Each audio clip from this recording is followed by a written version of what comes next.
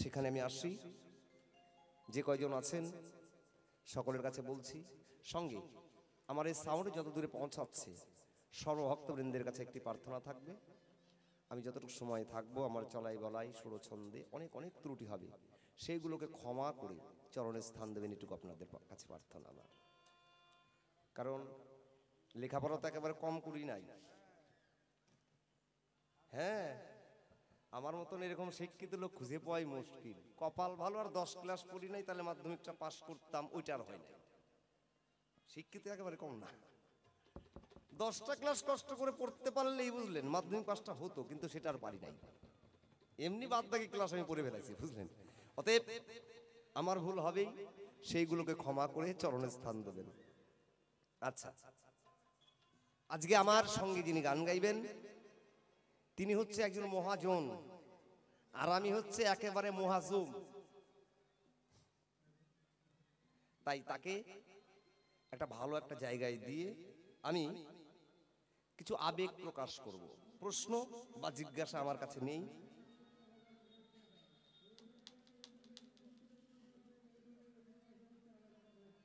৳10। হ্যাঁ, বুঝতে পারছি। হরিবল হরিবল। তাহলে আমার প্রতিপক্ষ শিল্পীকে একটা উচ্চ আসনে রেখে আমি কিছু আবেগ প্রকাশ করে যাব, নাকি বলেন আপনারা? ঠিক আছে বাবা।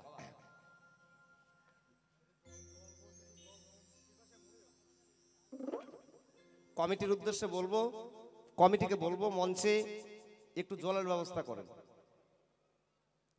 মানে আমাদের তো বলছি বুঝলেন, জল পিপাসা পাইছে, যদি মরে যায় তাহলে খিটকাল। লাস্টে মরার পরে কবে ওইখানে গেছিলাম, কমিটি জলও খাওয়াই নাই, মুশকিলের ব্যাপার। অতএব জল তাড়াতাড়ি দেন। দিচ্ছে। হরিবল হরিবল। ওরে মনের মানুষ পাই যদি রে,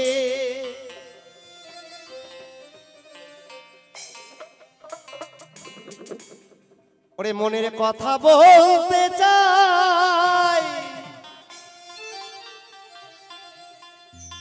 ওরে সকল মনের দুঃখ জ্বালা আমি গিয়ে তার কাছে জুড়াই রে। কি গো, মনের সঙ্গে যদি মিলে মন, তাই না? মনের সঙ্গে যদি মন না মিলে, তার সঙ্গে কি আত্মীয়তা হয়, বন্ধুত্ব হয়? হয় না। তাই মনের সঙ্গে যার মনের মিল হয় তার সঙ্গে অনেক কিছু লেনদেন হয়। সে জায়গায় দাঁড়িয়ে আমার আবেগ, ওরে মনের মানুষ পাই যদি রে,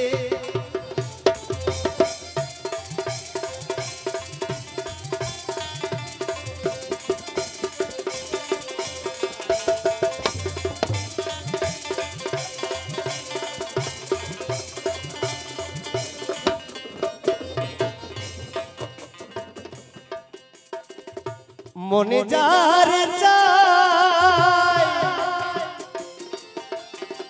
সকল মনের দুঃখ জ্বালা তার কাছে জুড়াই রে। মনের মানুষ পাই যদি রে, আমি মনের মানুষ পাই যদি। হরিবল হরিবল হরিবল।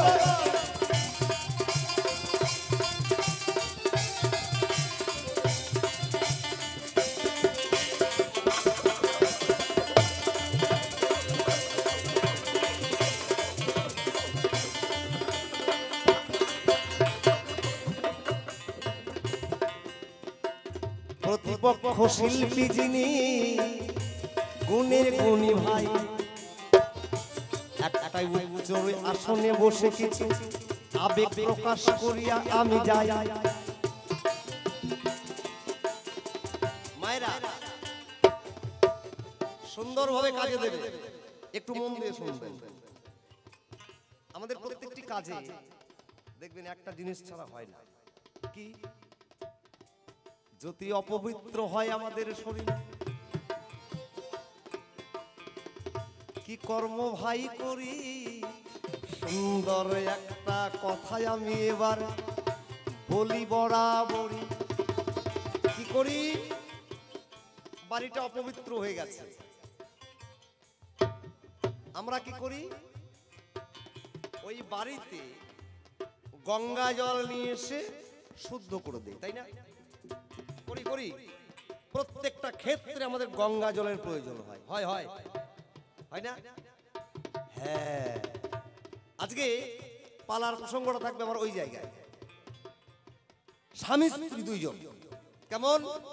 আমি হব আজকে আসরে শান্তনু রাজা ভাই, আমার বিপক্ষে দেখি আমার গঙ্গা ঘরণীকে পাই। ওই গঙ্গাকে আজকে রাজা হইয়ে কিছু কথা জিজ্ঞাসা করব সভায়, যেন সঠিক ভাবে আমি এই আসরে তাহার জবাব পাই।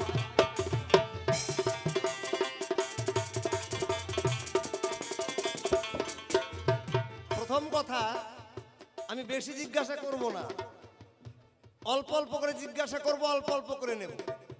বেশি যদি একবারে কইয়ে যাই, গোসাই এসে একটা কবে একটা থবে, ওর মধ্যে আমি নাই। প্রথম প্রশ্ন আমি করব দান, গঙ্গা আসরে দাঁড়িয়ে দেবে সমাধান। হে গঙ্গা, আমি শুনি রাজা শান্তনুর সঙ্গে গঙ্গার যখন বিয়ে হলো, লক্ষ্য রাখবেন, নাম কি? নাম তার জাহ্নবী। গঙ্গার এক নাম জাহ্নবী। আমার এখানে প্রশ্ন, কি কারণে তোমার নাম ওই জাহ্নবী গেও হলো? সুন্দর ভাবে আজকে আসরে তুমি খুলিয়াও গো বলো। তারপরে বিবাহ করে যখন আমি ঘরে নিয়ে যাই, আজব একটা ওই প্রতিজ্ঞার কথা আমারে যখন শোনাই। আর শোনো শোনো ও গো স্বামী, তোমায় বলতে চাই, আমার সঙ্গে তোমার একটা প্রতিজ্ঞা হবে এই জায়গায়। আমি বললাম কি প্রতিজ্ঞা? বললো আমার কোনো কাজে, কোনো ভাবে, কোনো সময়ে তুমি বাধা দিতে পারবে না, তাহলে তোমার সঙ্গে আমার সংসার হবে না। আমি বললাম, মামা, স্বামী স্ত্রীতে যদি মিল না থাকে সে সংসার ভালো হয়? ভালো হবে? হবে? হবে না। তুমি যাবা একদিকে, তোমার স্বামী যদি যায় আর একদিকে, সেই সংসার জীবনও ভালো হবে না। তা আমি চিন্তা করলাম স্বামী স্ত্রী এক মন তো হবেই, এমন কোনো কাজ করবে না যে আমাকে বাধা দিতে হবে। আমি বললাম, প্রতিজ্ঞা করলাম যে ঠিক আছে, কোনো কাজে, কোনো ভাবে, কোনো সময়ে আমি তোমাকে বাধা দেব না। রানী হয়ে রাজভবনে যখন বটে গেল, 1 বছর পরে সন্তান একটা গর্ভে যে ধরিল। সন্তান প্রসব করল জাহ্নবী, আমি দেখতে পাই, অপরূপ সন্তান আমার হয়েছে, কথা মিথ্যা নয় তাই। গঙ্গা তখন সন্তান কোলে নিয়ে জলের দিকে গেল, ওই জলের মধ্যে ডুবিয়ে সন্তানকে প্রাণে মেরে দিল। রাজা শান্তনু আশ্চর্য হয়ে গেল। হ্যাঁ, পুত্র সন্তান, এত সুন্দর সন্তান জাহ্নবী জন্ম দিল, আর সেই সন্তানকে নিয়েই আবার গঙ্গায় বিসর্জন দিয়ে দিল। কিন্তু আমি কিছু বলতে পারছি না, বললেই তো আমার সঙ্গে থাকবে না। তারপরে আর এক গর্ভে এক সন্তান ধরিল, কয়েকদিন পরে সন্তান নিয়ে আবার ওই জলেই দিল। এইভাবে আরেকটি সন্তানকে ওই জলে বিসর্জন দিয়ে দিল। আচ্ছা বলুন, কারো সন্তানই যদি, কোনো মা সেই সন্তানকে যদি জলে বিসর্জন দেয়, কেমন হবে? মমতাময়ী মা, সকলে জানি ভাই, মা হয়ে কেন গঙ্গার এমন কর্ম আমি জানতে চাই। আছে, আমি তো জানি অথা জলে সন্তান ডুবে যায়, মা সাঁতার না জানলেও সন্তানকে বাঁচাবার জন্য ওই অথা জলেই ঝাঁপ দিয়ে পড়ে, পড়ে না? দাও দাও করে আগুন জ্বলছে, মা জানে ওই আগুন থেকে সন্তানকে বাঁচাতে গেলে আমি মরে যাব, কিচ্ছু মনে করে না, গিয়ে সন্তানকে বুকে জড়িয়ে ধরে নেয়, সন্তান বেঁচে যায়, মাই মারা যায়। কিন্তু এখানে উল্টো ছবি দেখতে পাচ্ছি। একে একে তুমি আমার সন্তানদের কেন গঙ্গায় ভাসিয়ে দিচ্ছ? এটা কি মায়ের কাজ? আর এই কথাটা যদি সবাই জানে, যে মা হয়ে সন্তান প্রসব করে গঙ্গায় বিসর্জন দেয়, তাহলে মায়ের দাম থাকে না? থাকে মায়েরা? মা তো এই ধরনের হয় না। তাহলে এটা মা না কোন মা এই ধরনের কাজ করছো, কারণটা কি? একে একে সপ্ত সন্তান বিসর্জন দিল। আমার মনের মধ্যে শুধু দেখো কান্না পাইতেছিল। তারপরে দেখো অষ্টম গর্ভে আর এক সন্তান এলো। সন্তান দেখো গঙ্গা যখনই প্রসব করিল, প্রসব করে সন্তান নিয়ে বিসর্জন দিতে যায়। আমি রাজা শান্তনু দাঁড়িয়ে থাকবো কিসেরই আশায়। অমনি গিয়ে গঙ্গার কাছে বলি আমি তাই, মা হয়ে সন্তান বিসর্জন দিচ্ছ কি বা কারণ ভাই?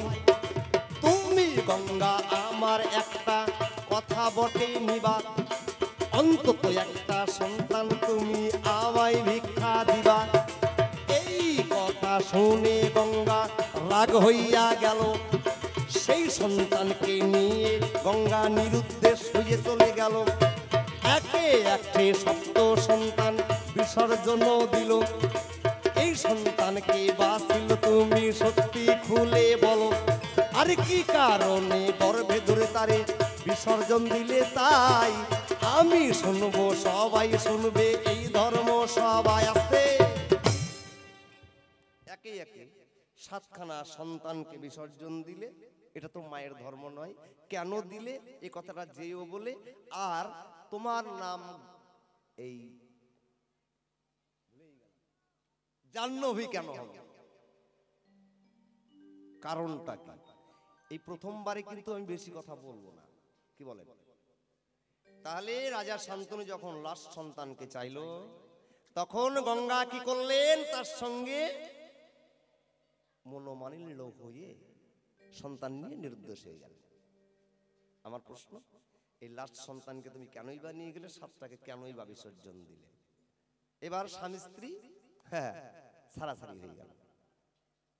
কেমন?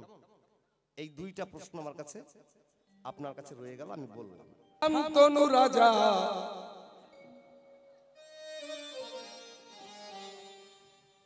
সভাতে দাঁড়াইয়া আমার বিপক্ষেতে গঙ্গা দেবী আমায় গেল জিজ্ঞাসিয়া রে, দয়াল বিনে দরদি নাই রে, আমার দয়াল বিনে দরদি নাই রে।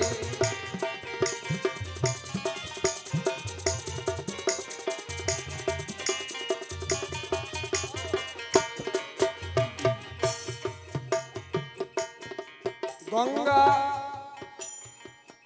একে একে সাতটা সন্তান মেরেছে, তবে নিজের গর্ভের সন্তান। আহা, এই গঙ্গা কে আর শান্তনু রাজা বা কে? গোবিন্দের চরণ থেকে গঙ্গার জন্ম হয়েছে। গোবিন্দের চরণ থেকে গঙ্গার জন্ম হয়েছে। এই গঙ্গা ছিল ব্রহ্মলোকে, ব্রহ্মার মানস কন্যা। গোবিন্দের চরণ থেকে গঙ্গার জন্ম হয়। এই গঙ্গা ছিল ব্রহ্মদেবের আলয়।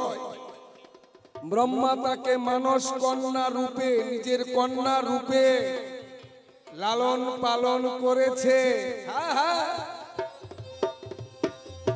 আর মহাবিষ নামে এক ধার্মিক রাজা, মহাবিষ নামে ধার্মিক রাজা, সে গিয়েছিল ব্রহ্মলোকে। ব্রহ্মলোকে গেল রাজা আনন্দে মগন। আবার গঙ্গার নয়নে নয়নে বান বরিশনে দুজনার হলো আকর্ষণ।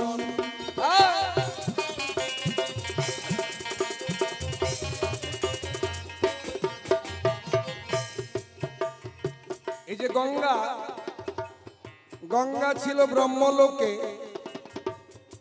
আর এই শান্তনু রাজা আগের জন্মে তার নাম ছিল মহাভীষ রাজা। ওই মহাভীষ রাজা ব্রহ্মলোকে গেল, গিয়ে ওই গঙ্গাকে দেখে ওই একে অপরের দিকে আকর্ষণ হয়ে দুজনেই যেন তারা কেমন হয়ে গেল। ব্রহ্মা লক্ষ্য করলে কি এই ব্রহ্মলোকে মানবের আচার এটা মেনে নেওয়া যায় না। মহাভীষ রাজা, তুমি পুণ্য ফলে ব্রহ্মলোকে এসেছিলে, কিন্তু ব্রহ্মলোকে এসে মানবের আচার করলে, গঙ্গাকে দেখে তুমি পাগল হয়ে গেলে। আমি তোমাকে অভিশাপ দিলাম, তোমাকে আবার মর্ত ধামে গিয়ে মর্তের জ্বালা যন্ত্রণা ভোগ করতে হবে। আর এদিকে গঙ্গাকে অভিশাপ দিল ব্রহ্মা, তুমি আমার কন্যা, আমার মানস কন্যা, কিন্তু দেবলোকে এই ব্রহ্মলোকে এই স্বভাব তো ভালো না। আমি তোমাকে অভিশাপ দিচ্ছি, তোমাকেও এক অংশে মত্ত ধামে গিয়ে মানবী রূপে জন্ম নিয়ে তোমাকে এই সংসার জ্বালা ভোগ করতে হবে। হ্যাঁ বাবা,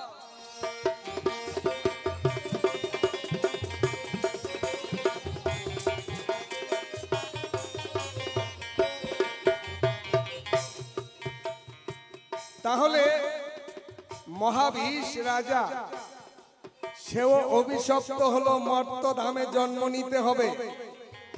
আর গঙ্গা, গঙ্গাকে অভিশাপ দিল, তোমাকেও মানবী রূপে মর্ত ধামে গিয়ে তোমার জ্বালা যন্ত্রণা ভোগ করতে হবে। তাহলে মহাভীষ রাজা সে হলো শান্তনু, আর গঙ্গা তিনটা ধারা হলো। গঙ্গার তিন ধারা, স্বর্গে যে ধারা বয় ওই ধারার নাম মন্দাকিনী, মর্ত ধামে যে ধারা বয় এই ধারার নাম ভাগীরথী, আর যেটা পাতালে বয় ওই ধারার নাম ভোগবতী। এই তিন নদী রূপে এলো, আর এক অংশে মানবী হয়ে হস্তিনাপুরে শান্তনু রাজার সঙ্গে বিয়ে হয়েছিল। হ্যাঁ হ্যাঁ,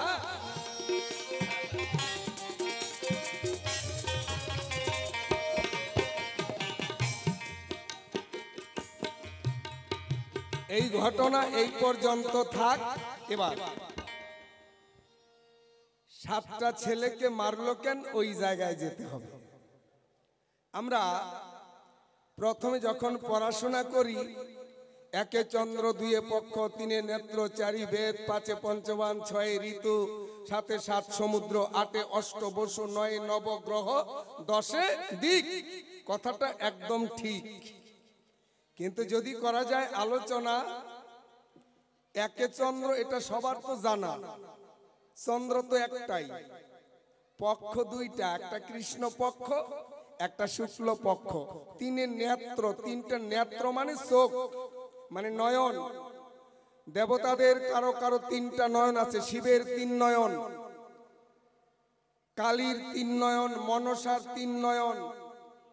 আর মানুষও যদি সাধনা করে মানুষের জ্ঞান নয়ন খুলতে পারে, এই জন্য দুইটা নয়ন, আর জ্ঞান নয়ন এই জন্য তিনটা নয়ন, এই জন্য বলা হয় তিনে নেত্র মানে তিনটা নয়ন। চারি বেদ, সাম যজু ঋক অথর্ব, পাঁচে পঞ্চবান, মদন মাদন শোষণ মোহন স্তম্ভন, ছয় ঋতু, একবার গ্রীষ্ম বর্ষা থেকে শুরু করে শরৎ হেমন্ত শীত বসন্ত, সাত সমুদ্র এটাও সবাই নাম জানে, নয় নবগ্রহ, 10 দিক।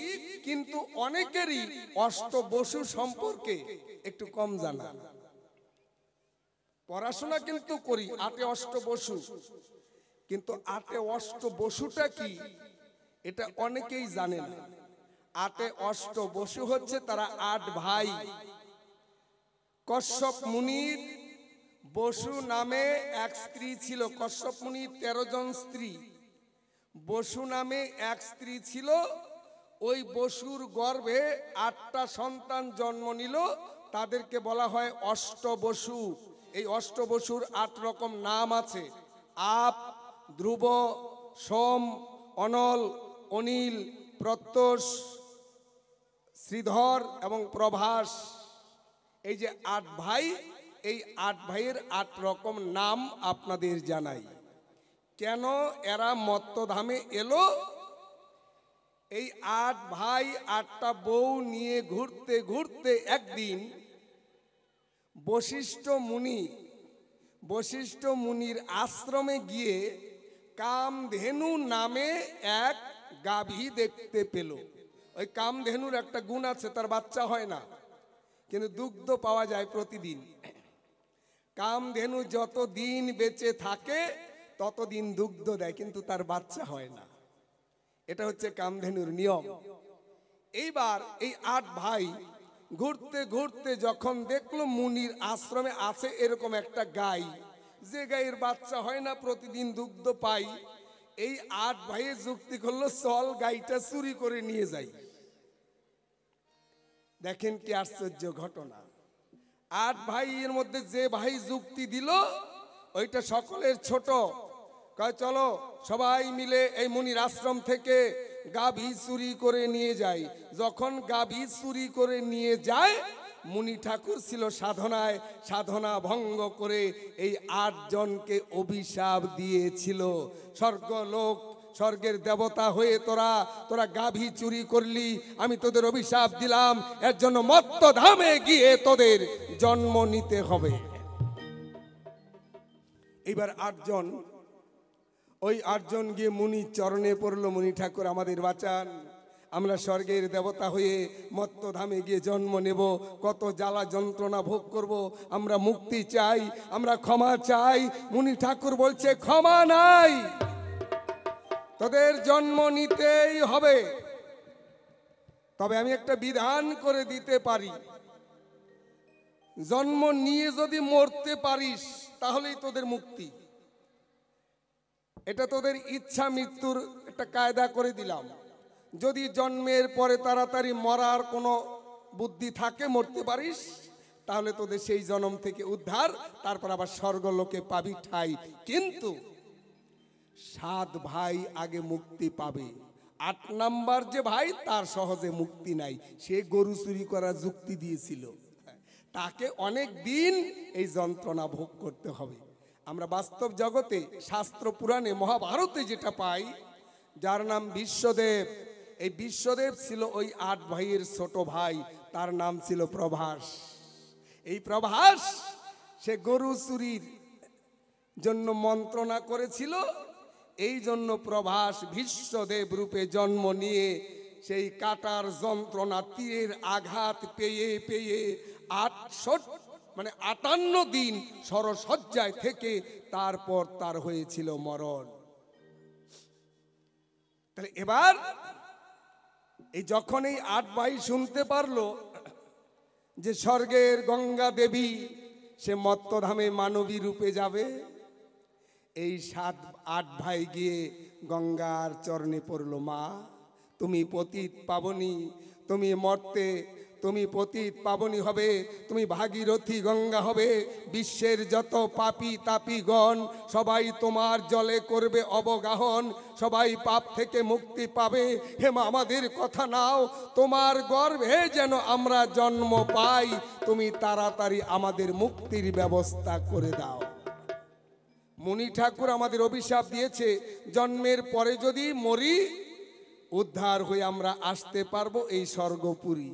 পতিত পাবনী মা গঙ্গা তখন কথা দিয়েছিল, ঠিক আছে তোরা আমার গর্ভেই জন্ম নিবি, আমার হাতেই তোরা মুক্তি পাবি। এই যে এই খবরটা শান্তনু রাজা জানে না, তাই একদিন হরিণ শিকার করতে রাজা বনে বনে ধায়, জল পিপাসায় গিয়েছিল নদীর কিনারায়,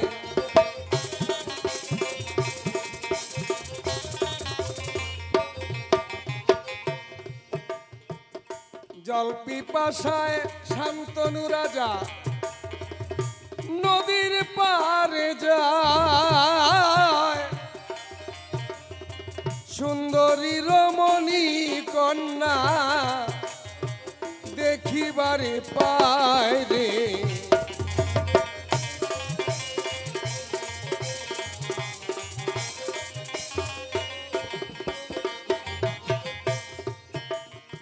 ওই সুন্দরী কন্যাটাই ছিল গঙ্গা দেবী।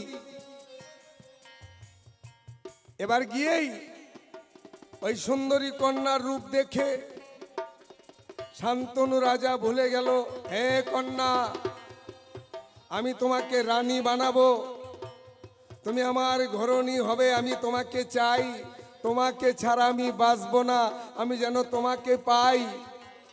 এবার গঙ্গা দেবী বলছে, হ্যাঁ আমি তোমার ঘরণী হতে পারি, আমি তোমার রানী হতে পারি, কিন্তু একটা প্রতিজ্ঞা আছে।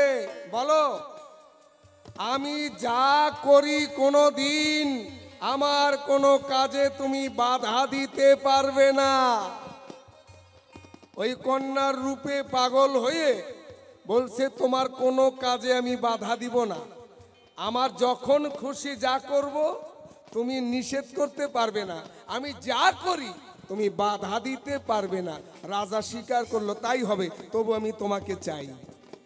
কিন্তু বলেন, এই রকম প্রতিজ্ঞা করে যে বিয়ে করে পুরুষ বলা যায় তারে? হ্যাঁ, এটার মধ্যে তো কাপুরুষের লক্ষণ। একটা মেয়ে মানুষ বলল, আমি জীবনে যা করব কোনোদিন তুমি বাধা দিতে পারবে না, আমার যা মনে চায় আমি তাই করব, তুমি নিষেধ করতে পারবে না। বলছে তাই হবে, তবু আমি তোমাকে বিয়ে করব, তোমাকে ছাড়া আমি বাঁচবো না। কথা হলো, বিয়ে হয়ে গেল। আসলো হস্তিনাপুরী, আবার মনের আনন্দে সংসার করে শান্তনু লইয়া গঙ্গা সুন্দরী রে।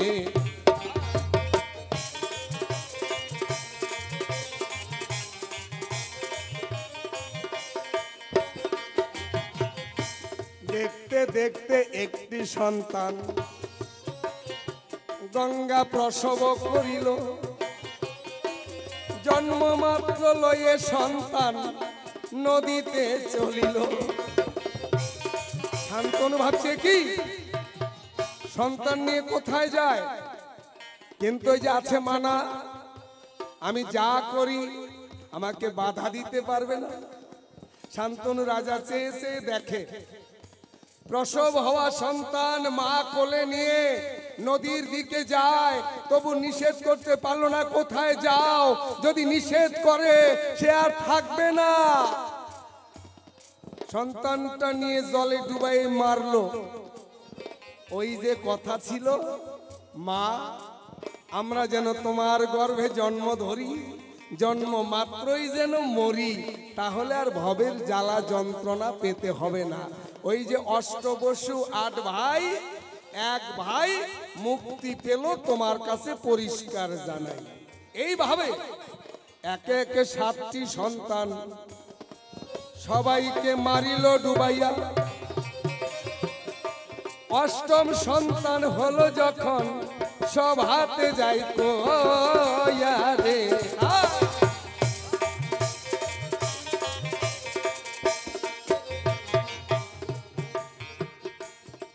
8 নাম্বার সন্তান যখন হলো, বাবা বলছে কি এক এক আমার 7টা সন্তান নষ্ট হয়ে গেল, আমি বাধা দিলাম না, বাধা দিলে সে থাকবে না। না না, এবারে সন্তান যদি মারতে চায় আমি বাধা দেবই, যা আছে কপালে তাই হবে। 8 নাম্বার সন্তান যখন নিয়ে মারতে যায়, এমন সময় বলছে, যাচ্ছ কোথায়? তুমি মানবী না দানবী না রাক্ষসী? মা হয়ে তুমি সন্তানকে নষ্ট করো, তুমি পিচাসিনী, তুমি রাক্ষসিনী, তুমি দানবিনী, তুমি সন্তান ঘাতিনী। গঙ্গা বলছে বেশ, তোমার সন্তান বেঁচে থাকবে, কিন্তু আমি চলে যাব আমার নিজ দেশ। আমার সঙ্গে ছিল আলোচনা, আমি যা করি কোনোদিন বাধা দিতে পারবে না। আজকে যখন তুমি আমাকে বাধা দিলে, বেঁচে থাকবে তোমার এই ছেলে, কিন্তু আমি যাব চলে, আমাকে আর পাবে না। হ্যাঁ, ওই সন্তান নিয়ে গঙ্গা দেবী যখন চলে যায়,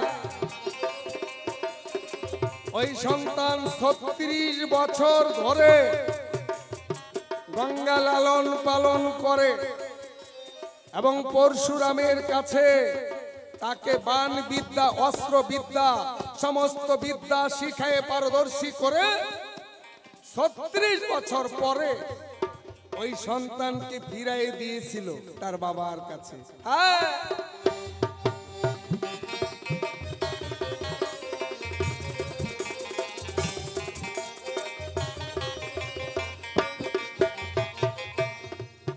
এই তো তোমার জিজ্ঞাসা ছিল, তাহলে পরিচয় পেলে।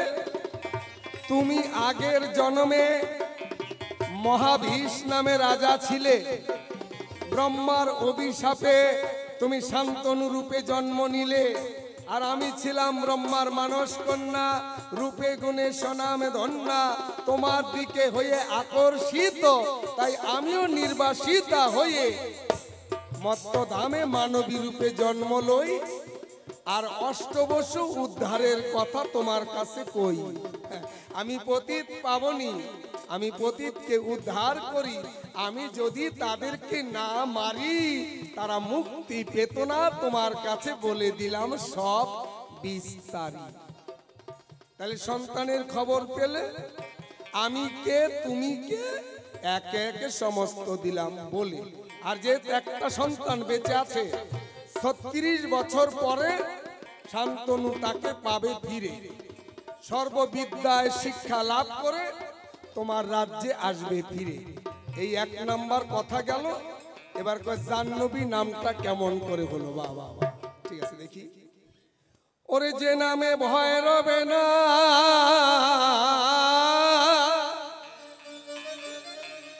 যে নামে ভয় রবে না সমনে, সমনে সবাই রাধে কৃষ্ণ বলো বদনে। যে নামে ভয় রবে না, যে নামে ভয় রবে না সমনে, সমনে রাধে কৃষ্ণ বলো বদনে, আর রাধে কৃষ্ণ বলো বদনে।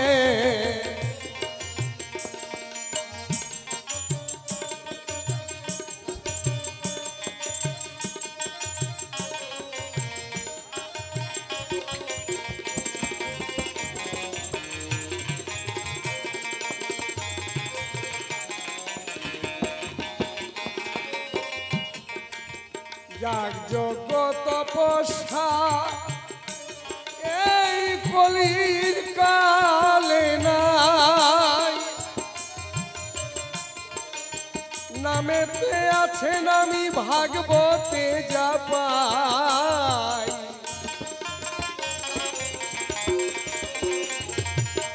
যাগ যোগ্য তপস্যা এই কলির কালে নাই, নামেতে আছেন আমি ভাগবতে যা পাই। আবার নামে মত্ত মীরা দাসী, কৃষ্ণ ঠাকুর বাজায় বাঁশি। বাবা, নামে মত্ত মীরা দাসী, কৃষ্ণ ঠাকুর বাজায় বাঁশি। নামেতে হয় উদাসী, নামেতে হয় উদাসী, আরে জবনে রাধে কৃষ্ণ বলো বদনে, আর রাধে কৃষ্ণ বলো বদনে।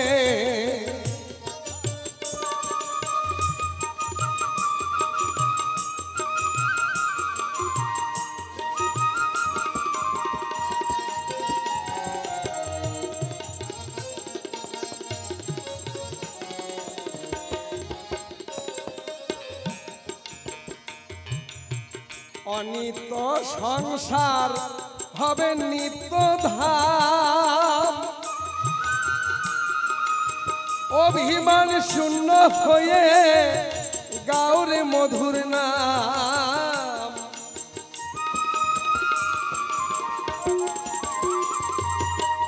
অনিত সংসার হবে নিত্য ধাম, অভিমান শূন্য হয়ে গাওরে মধুর নাম। নদিয়ার গৌর হরি দিল নাম জগৎ ভরি,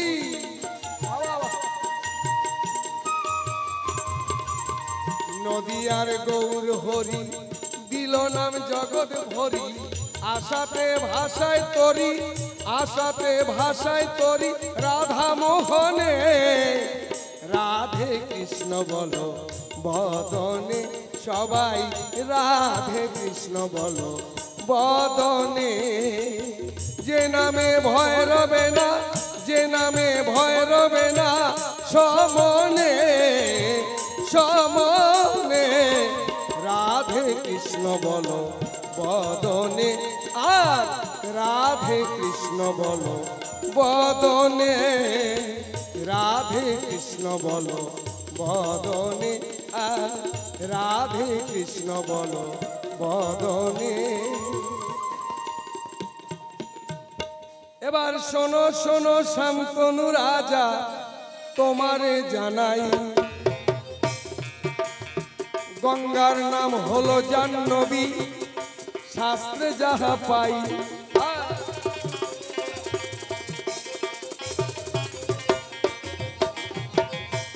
ভগীরথ তার পূর্বপুরুষদের উদ্ধার করার তরে, মানে সগর বংশ উদ্ধার করার তরে তার ৬০,০০০ পুত্র কপিল মুনির কোপানলে হয়ে গেছে ছাই, একজনও বেঁচে নাই। তাদের মুক্তির তরে ভগীরথ গঙ্গা দেবীকে আনয়ন করে। এইবার ভগীরথ গেল গঙ্গা আনতে, গঙ্গা দিল কইয়া আগে আগে যাবে ভগীরথ তুমি শঙ্খ বাজাইয়া।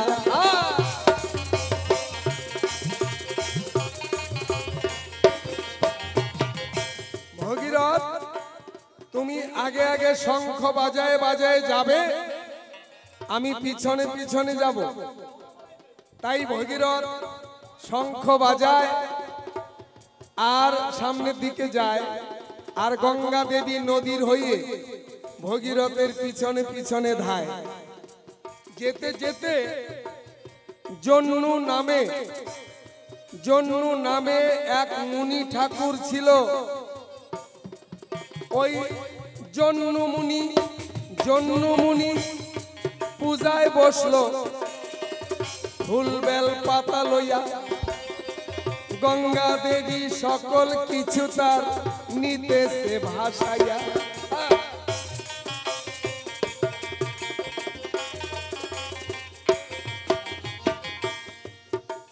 জন্নু মুনি পূজা অর্চনা করতেছিল, তার পূজার বেল পাতা ধান দুর্বা সমস্তই ওই গঙ্গা দেবী ভাসায় নিল। জন্নু মুনি রাগ হয়ে তাই গঙ্গাকে আটক করেছিল সাধনার বলে। এবার ভগীরথ গিয়ে বলছে, মুনি ঠাকুর গঙ্গা দেবীকে মুক্তি করে দেওয়া চাই। গঙ্গা দেবীকে মুক্তি না দিলে আমার পূর্বপুরুষ মুক্তি পাওয়ার উপায় নাই।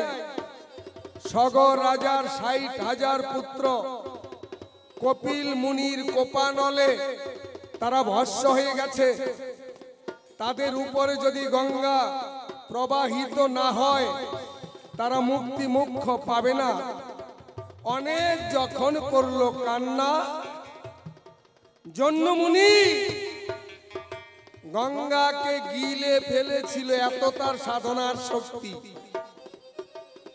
গঙ্গা দেবীকে মানে গঙ্গার জলকে সমস্ত তিনি উদরস্থ করেছিলেন। এবার ভগীরথের সাধনায় মুনির অন্তর গলে যায়। মুনি ঠাকুর তখন জন্নু মানে তার উরু ভেদ করে এই উরু দিয়ে রাস্তা তৈরি করে গঙ্গাকে মুক্তি করে দিল। এই জন্য গঙ্গার এক নাম জাহ্নবী হলো, মানে জন্নু মুনির কন্যা রূপে এইবার গঙ্গা আমাদের পৃথিবীতে এলো। ওই জন্নু মুনির জানু মানে উরু চিরে গঙ্গাকে মুক্ত করে দিল। এই জন্য গঙ্গার নাম জাহ্নবী দেবী হলো। তোমার যাহা ছিল কথা রাখি নাই গোপন, তোমার কাছে আমার এইবার থাকবে আবেদন রে।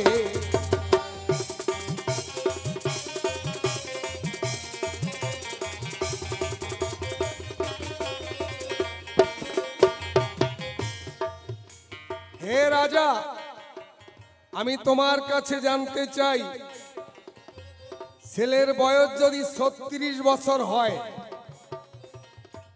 তাহলে অবশ্যই বিবাহের উপযুক্ত হয়েছে।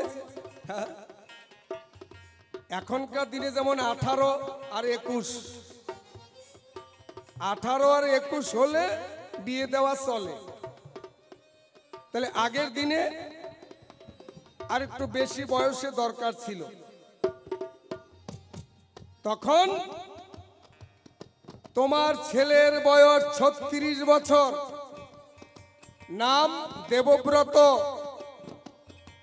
ওই দেবব্রত ছেলে তোমার বয়স 36 গেল হইয়া,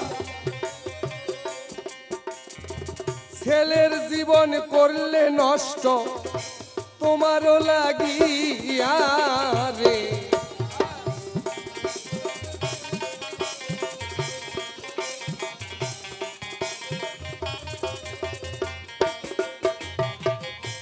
আচ্ছা বলেন, বাবা বুড়ো হলে যদি বাবার বউ মরে, একটা পুরুষ মানুষ বুড়ো হলে যদি তার বউ মরে, যদি উপযুক্ত ছেলে থাকে ঘরে, ছেলেকে বিয়ে না দিয়ে কি বাবা বিয়ে করে?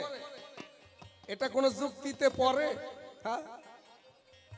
এই যে শান্তনু রাজা যিনি এই অপকর্ম করেছে, তিনি 36 বছরের যুবক ছেলে ঘরে থুইয়া উনি আবার নতুন করে করলো বিয়া।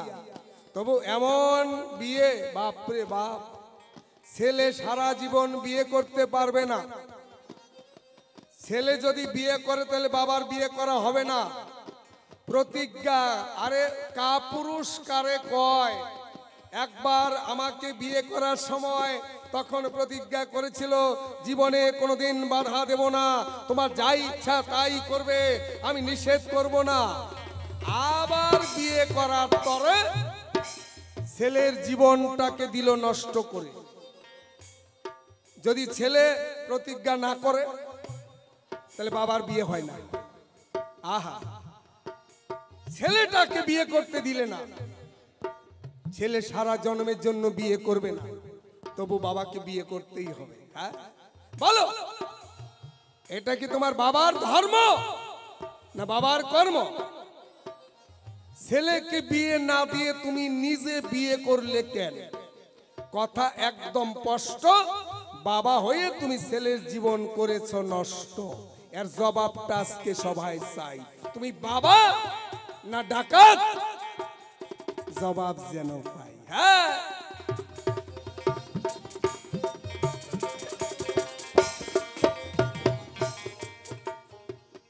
এই পর্যন্ত তোমার কাছে রইল জিজ্ঞাসন, বাবা হয়ে নষ্ট করলে ছেলের জীবন।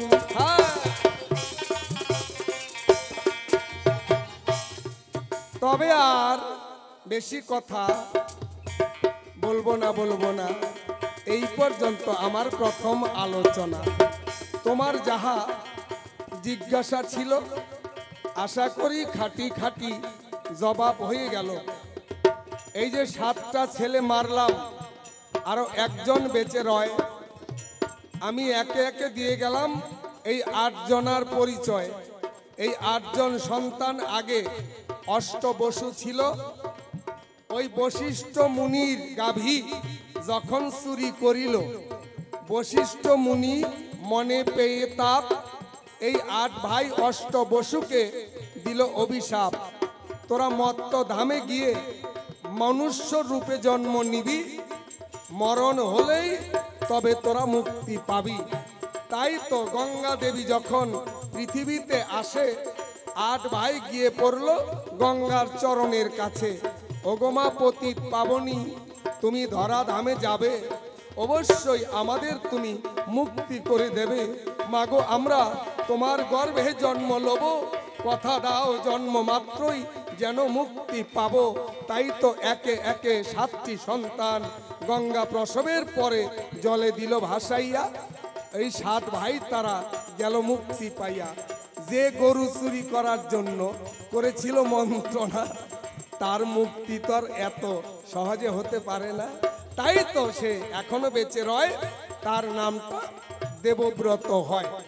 সেই তো তোমার ছেলে আছে বর্তমান, তুমি নিজেই তার নষ্ট করলে সারাটি জীবনের কল্যাণ। তাহলে বাবা হয়ে ছেলেরকে একই করলে তাই, খাটি খাটি পরিপাটি জবাব যেন পাই। তারপর ভগীরথের বংশ উদ্ধারের তরে যখন গঙ্গা করে আনায়ন, আগে আগে শঙ্খ বাজাইয়ে করতেছিল গমন। ভগীরথের পিছনে পিছনে গঙ্গা দেবী যায়। ওই যে জন্নু মুনির বেল পাতা তুলসী পাতা পূজার সামগ্রী সমস্ত ভাষায় নিয়ে যায়।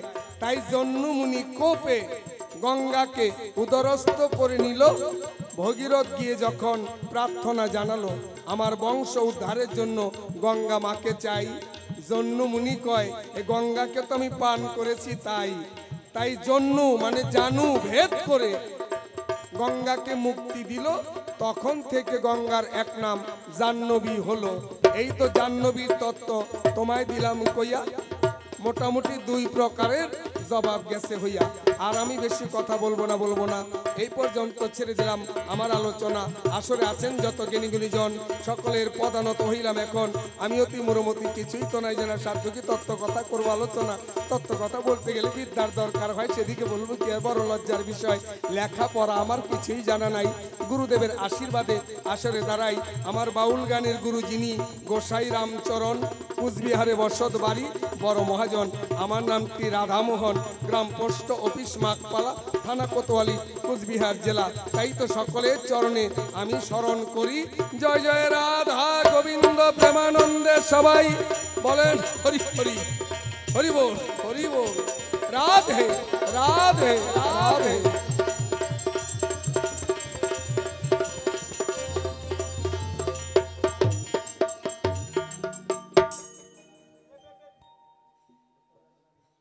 বউটা জিজ্ঞাসা করতেছে স্বামীকে, আচ্ছা বলো তো আমি যদি না থাকতাম তুমি কাকে বিয়ে করতে? তো স্বামীটা বলছে, দেখো তুমি না থাকলে আরো অনেক মেয়ে ছিল, তাকে বিয়ে করতাম। কয়েকদিন পরে আবার জিজ্ঞাসা করছে, আচ্ছা আমি যদি না থাকতাম তুমি কাকে বিয়ে করতে?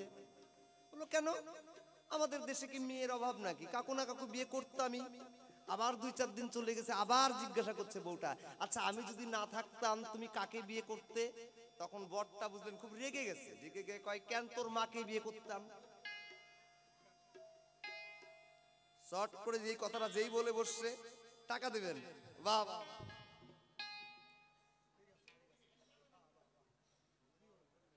হ্যাঁ এইরকমই করবেন, গান গাবে একজন, টাকা দেবেন আর একজন।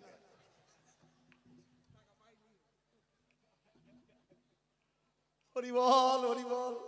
কেমন হলো ঘটনা? আর কেউ দিবেন নাকি? আমি একবারে না করবো না, দিলেই নিয়ে যাবো। এইবার বউটা রেগে গেছে, অসভ্য কোথাকার, আমার মা তোমার শাশুড়ি না? কয় ভালো করে হিসাব করো, হিসাব ভুলে যাও কেন? কয় কেন? কয় তুমি যদি না থাকতে তোমারে বিয়ে করতাম না, তোমার মা আমার শাশুড়ি হতেও না। কি হরি বল হরি বল। তো একটু হিসেব করে কথা বলতে হয়, বুঝলেন? আচ্ছা মায়েরা, ধরেন কারণে অকারণে স্বামী বিদেশে চাকরি করে, ছেলে মেয়ে মায়ের কাছে থাকে। ওই ছেলে মেয়ের যদি কষ্ট হয়, দুঃখ হয়, শিক্ষিত হয়, ডাক্তার হয়, মাস্টার হয়, বড় ইঞ্জিনিয়ার হয়, তার টোটালটাই মায়ের দায়িত্ব। কি বলেন? বাবা তো বাইরে থাকে, তাই না? আরে হ্যাঁ কি না বলেন? আমি যেমন বাউল গান করে বেড়াই, বুঝলেন, আমার ছেলে মেয়ে আমার উনি দেখে, আমার বাড়িতে কোনো দায়িত্ব নাই। যদি ছেলে মেয়ে খারাপ হয় আমার উনি বুঝবে আমার কোনো দায়িত্ব নাই। তো তো আমার যে ছেলে, মানে যার নাম দেবব্রত, 16 বৎসর ছিল ওনার সঙ্গে। ছোট থেকে 16 বৎসর একটা ছেলে কোনো মায়ের সঙ্গে বা বাবার সঙ্গে থাকে, যেমন শেখাবে তেমন শিখবে। কি বলেন? দেবব্রতর জীবনে কষ্ট দুঃখ যা সব গঙ্গাই করেছে, শান্তনু রাজা কিচ্ছু করেন। আমি গঙ্গা সম্বন্ধে বেশি কিছু বলবো না, কারণ ঘরের কথা পর কেন বলতে যাব? কেন বলতে যাব? রাজা প্রতীকের জানুর উপরে বলবো না, বলা ঠিক হবে না। হ্যাঁ, মানে আমার বাবা, দেখেন, বাবাকে বিয়ে করতে চায়, শেষ পর্যন্ত ছেলের সঙ্গে বিয়ে হলো। এই জায়গায় প্রশ্ন করে গেল, তোমার ছেলেকে তুমি প্রতিজ্ঞা করে নিলে, আরে বাবা, ছেলের যা দুঃখ সুখ ওটা তো ওই মাই তৈরি করে দিয়েছে। যাকে সেই জায়গায় আসি, গান একটা ছোট্ট করে গাইয়ে। মায়েরা চিন্তা করেন না, আজকে গঙ্গা নিয়ে যখন গান হচ্ছে, আমাদের জীবনে আর পাপ হবে না। কেন বলেন তো? সারাদিন ধরে পাপ করব, সারাদিন পাপ করব, রাত্রের বেলা গঙ্গায় স্নান করবো, পাপ শেষ। নিশ্চিন্তে থাকেন, গান একটা গাইয়ে দিই।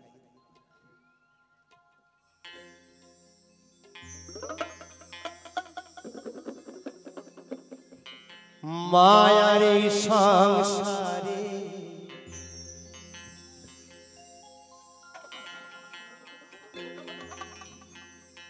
এসে বারে বারে তোমারে ভুলিয়া যা, ওরে দয়া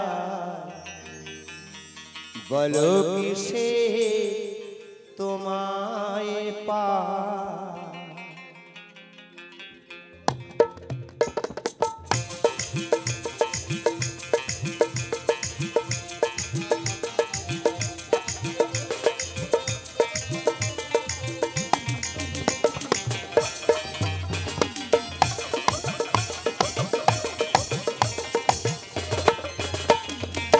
মায়ারি সংসারে এসে বারে বারে, মায়ারি সংসারে এসে বারে বারে তোমারে ভুলিয়া যায়, ও দয়া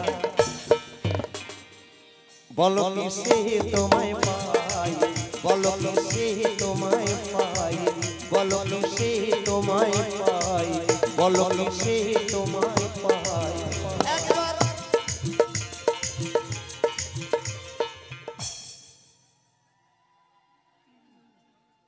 কষ্ট করে আর দেওয়ার দরকার নাই। এটা অগ্রহায়ণ মাস না? এটা অগ্রহায়ণ মাস। দুবরার তুল্য নাই ঘাস, অগ্রহায়ণের তুল্য নাই মাস, গঙ্গার তুল্য নাই জল, অম্রের তুল্য নাই ফল, পূর্ণিমার তুল্য নাই রাতি, ব্রাহ্মণের তুল্য নাই জাতি। তাহলে অঘ্রাণ মাসটা খুব ভালো মাস, কিন্তু এটা মানতেই হবে। তবে ভালো মাস জন্যই যে উলুর ধ্বনি দিতে হবে। কেন? আপনারা গান শুনতে এসেছেন, কেন উলুর ধ্বনি দেবেন? আমরা গান গাইতে আসছি, উলুর ধ্বনি দিলেও গাওয়া লাগবে, না দিলেও গাওয়া লাগবে।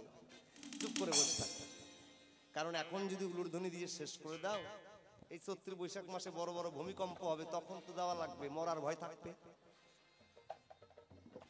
কি তখন উলুর দিয়ে আর হরি বলে গলা ফাটাই ফেললে হরির কৃপা হবে না। কারণ এখন তুমি হরি কথায় কৃষ্ণ কথায় এগুলোর ধ্বনি দিবা না, তখন মরার ভয়ে দিবা, ও হবে না কাজ। সময় থাকতে দাও, একেবারে হরি হরি বল, হরি বল, হরি বল, হরি বল।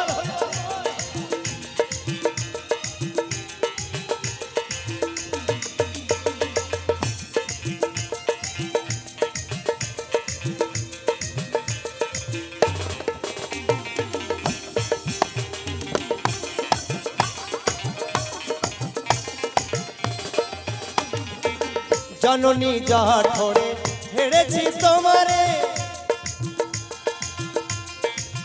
শর্ত করে আমি এসেছিলাম তাই, জননী জঠরে হেরেছি তোমারে, শর্ত করে আমি এসেছিলাম তাই। পরে মায়ের সংসারে তোমায় রইলাম ভুলে, পরে মায়ের সংসারে তোমায় রইলাম ভুলে, গোনা দিন পুরাই যায় ও দয়াল, বলো কিসে তোমায় পাই, বলো কিসে তোমায় পাই। মায়ার এই সংসারে এসে বারে বারে, মায়ার এই সংসারে এসে বারে বারে, তোমার ভুলিয়া যাই ও দয়াল, বলো কিসে তোমায় পাই, বলো কিসে তোমায় পাই। একবারে হরি হরি বল, হরি বল, হরি বল, হরি বল, হরি বল।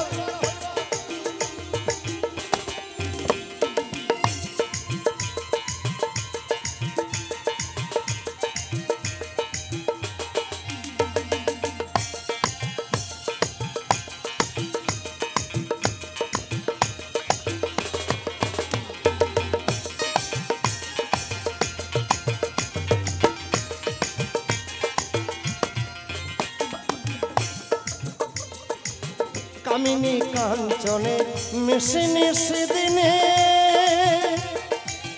তোমায় হারু সুজনে ভুলিয়া যা।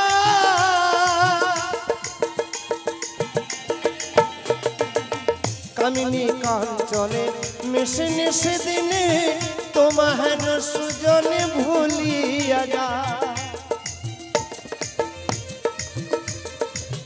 কই রাধা মোহনে তোমার ওই চরণে, কই রাধা মোহনে তোমার ওই চরণে, কই রাধা মোহনে তোমার এই চরণে, অন্তিমে দিও একটু ঠাঁই ওরে দয়া, বলো কিসে তোমায় পাই, বলো কিসে তোমায় পাই, বলো কিসে তোমায় পাই, বলো কিসে তোমায় পাই। মায়ার এই সংসারে এসে বারে বারে, মায়ার এই সংসারে এসে বারে বারে, তোমার ভুলিয়া যাই ও দয়াল, বলো কিসে তোমায় পাই, বলো কিসে তোমায় পাই, বলো কিসে তোমায় পাই, বলো কিসে তোমায় পাই, বলো কিসে তোমায় পাই। ওরে আমার আদরের পোষা ময়না রে, কেন গেলি দূরে,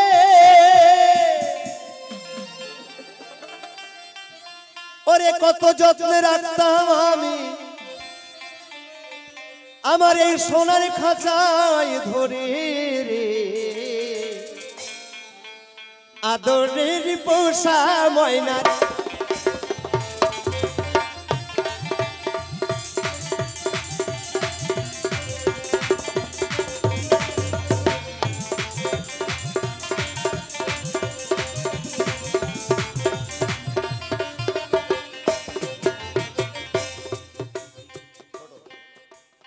আর একটা মাইক স্ট্যান্ড এই জায়গাতে এখন দিয়া চাই, তুই জন্য মুখোমুখি দাঁড়াবো আজকে আমরা এ ধর্ম সভায়।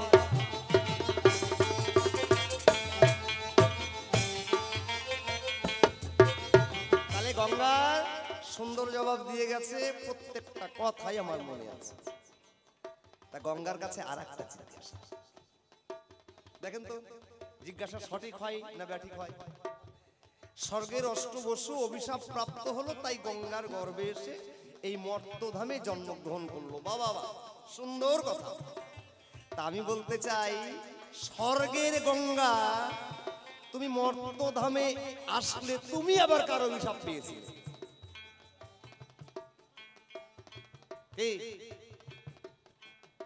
আচ্ছা, সুন্দর কথা বলে গেছে আর এ ধর্ম সভায়।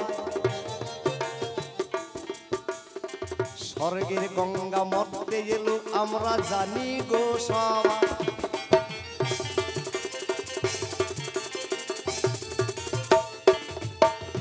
তাহার গর্ভে অষ্টবসু তারা জন্ম নিল তাই, একে একে সপ্তবসু আবার স্বর্গে ফিরে যায়। কিন্তু শেষের বসু প্রভাস নামে অভিশাপ পেল, যেই কারণে ওই অষ্টবসুর এক বসু মর্তধামে রহিল। তো আমার ছেলে গঙ্গার ছেলে, তাহলে আমার এখানে জিজ্ঞাসা, উনি অভিশাপ প্রাপ্ত হয়ে এসে দেবব্রত নাম ধরে থেকে গেলেন, মানে মহাভারতের যিনি পরে হলেন ভীষ্মদেব, ইনি কি করেছিলেন? হঠাৎ করে রাজা শান্তনু গঙ্গার তীরে গেল, জাহ্নবীর মতো দেখতে একটা নারী দেখতে পেল। ওই দিভর কন্যা মৎস্যগন্ধা দেখিবারও পায়, অমনি তার হাত ধরেছিল রাজা শান্তনু, মিথ্যা কথা নয়। অমনি দেখো সেই নারীটা প্রশ্ন করে দিল, আমার হাত আপনি কেন ধরলেন? এইবার খুলে বলো। রাজা বলছে, ভুল হয়ে গেছে, তুমি আমায় ক্ষমা করো, ভুল করে আমি তোমার হাত স্পর্শ করেছি। বলল না না, তখনকার নিয়ম ছিল কোনো ছেলে কোনো মেয়ের হাত স্পর্শ করলে তাকে বিয়ে করতেই হবে। বলছে আমি তো বৃদ্ধ হয়ে গেছি, কিন্তু সেই ধীবর কন্যা মৎস্যগন্ধা উনি মানছেই না। বলল তুমি আমার কাছে বর্ষিয়ান পুরুষ, তুমি আমায় বিবাহ করো। সত্যবতী নামে হ্যাঁ বিবাহ করবে, তাই রাজা শান্তনু ওই জায়গাতে প্রতিজ্ঞাবদ্ধ হলো ভাই। কিন্তু বিয়ের আগে একটা গন্ডগোল আবার বেঁধে গেল। গঙ্গার কাছ থেকে 16 বৎসরের যুবক সেই দেবব্রত এলো। যখন পূর্ণ যুবক সেই দেবব্রতকে রাজা শান্তনু পেল, বলল আমার রাজপ্রাসাদ তোমাকে সমাপন করে আমি একটু বিশ্রামে দিতে চাই, কারণ সুযোগ্য ছেলে আমার তো আছেই, আমার আর কোন চিন্তা রে ভাই। ইতিমধ্যেই কাশীরা মৎস্যগন্ধার বাবা তিনি এসে রাজাকে মনে করে দিল, রাজা প্রতিজ্ঞা করেছো আমার মেয়েকে বিয়ে করবে। বলল ঠিক আছে, দেবব্রতকে আমি রাজ্য দিয়ে আপনার মেয়েকে নিয়ে আমি নিরুদ্দেশ হয়ে যাব। কিন্তু সত্যবতীর বাবা এটা মানছে না, বলে এটা হবে না, এটা হবে না। আমার মেয়ের গর্ভে যে সন্তান হবে তাকে রাজা বানাতে হবে। প্রতিজ্ঞা যদি করো তাহলে আমার মেয়েকে বিয়ে করো, যদি না পারো তাহলে মেয়েকে ছেড়ে দাও। তুমি সত্য করেছো, সত্য ভঙ্গর অপরাধে তুমি নরকে যাবে। রাজা শান্তনু বলল, সত্য ভঙ্গের অপরাধে আমি নরকেই যাব, কিন্তু আমি আমার ছেলেকে বিসর্জন দিতে পারবো না। ঠিক আছে বাবার মায়া। শেষ পর্যন্ত ভীষ্মদেব মানে দেবব্রত উনি এ কথা শুনতে পেয়ে নিজের বাবাকে সেই মৎস্যগন্ধার সঙ্গে বিয়ে দিয়ে নিজে নিজেই প্রতিজ্ঞা করলো, আমি আজীবন বিয়ে করব না, আমি হব ব্রহ্মচারী। সেদিন থেকে দেবব্রত নামটা পাল্টাইয়ে তার নাম হয়ে গেল ভীষ্মদেব। এইখানে রাজা শান্তনুর কোনো দোষ আছে বলে আমি বিশ্বাস করি না। নাই। এইবার গঙ্গার কাছে আমার একটা জিজ্ঞাসা, গঙ্গা শোনো, মা যদি ভালো হয় তার সন্তান ভালো হতে বাধ্য। কি বলেন? তোমার গর্ভে জন্ম নিল বিশ্বদেবতাই, এই বিশ্বের একটা কথাই আমি এবার তোমার কাছে জানতে চাই। গঙ্গার গর্ভে জন্ম নিল বিশ্বদেব রে ভাই, কুরুক্ষেত্রের মাঠে ভীষ্মের কিবা ঘটনা ঘটে জানি গো সবাই। আমরা সবাই জানি তোমার ছেলে না হয় অভিশাপ পেয়ে এসে তোমার গর্ভে জন্ম নিয়েছে, মানুষ হয়ে উনি থেকে গেছেন, মেনে নিলাম। কিন্তু ওই কুরুক্ষেত্রের মাঠে সরসজ্জায় কেন তোমার ছেলে এত তীর শরীরে বাঁধলো কারণটা কি? এটা তোমার গর্ভে জন্ম নেওয়ার পরে এমন ফল হবে এটা বিশ্বাস করতে পারি না। প্রথম প্রশ্ন এইবার আমি করে গেলাম ভাই, সুন্দর হবে জবাব দেবে আজ গঙ্গায় সবাই।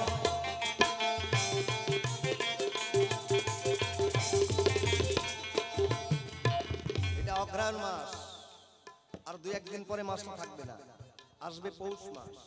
এই পৌষ মাস যেদিন শেষ হবে সেদিন কি পূজা হয় গো? কি পূজা হয়? কি পূজা হয় বলতে পারছো না?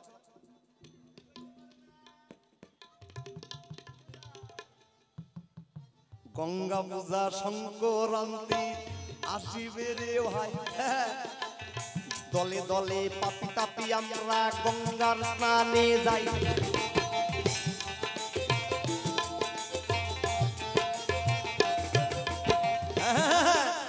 মকর সংক্রান্তি জালে বলে আমরা জানি সবাই, ওই সংক্রান্তিতে দলে দলে গঙ্গার স্নানে যাই। ওই গঙ্গার স্নানে গেলে কি হবে আমি জানতে চাই, পাপ করে নাকি পাপী সব উদ্ধার হয় গঙ্গার স্নানে ভাই। গঙ্গা মকর সংক্রান্তিতে অনেক ভক্ত তারা কি করে গঙ্গার স্নান করে, স্নান করে কি করে পাপ তাপ যা থাকে সব ধুয়ে ফেলে। বছরে গঙ্গার স্নান কয়টা হয়?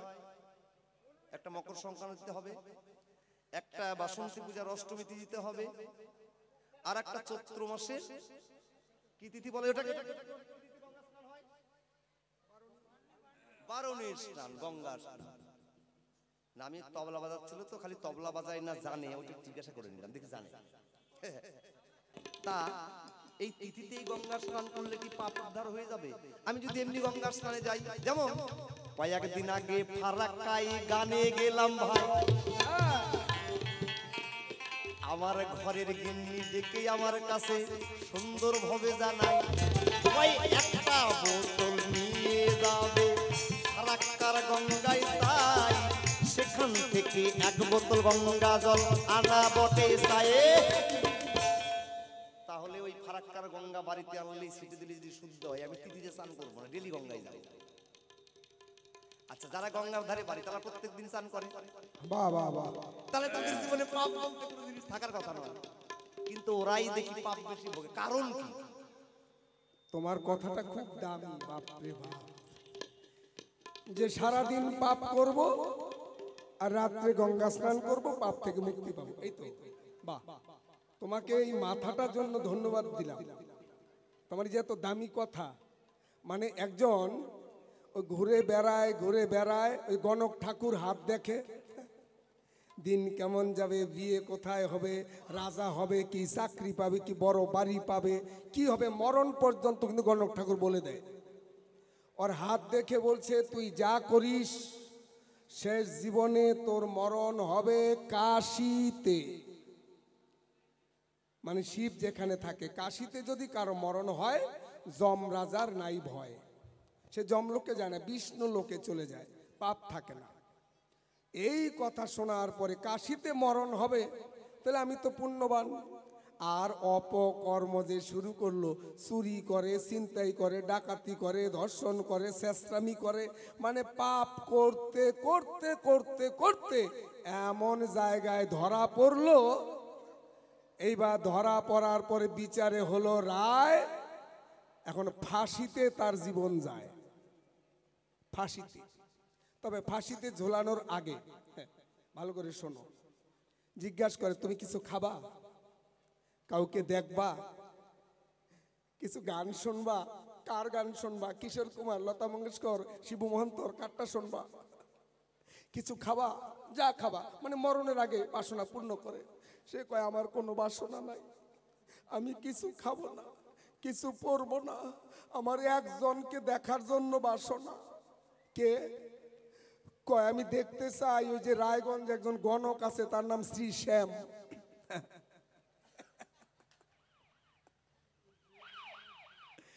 ও হাত দেখে বলতে পারে ওই শ্রী শ্যামকে দেখবো কেন?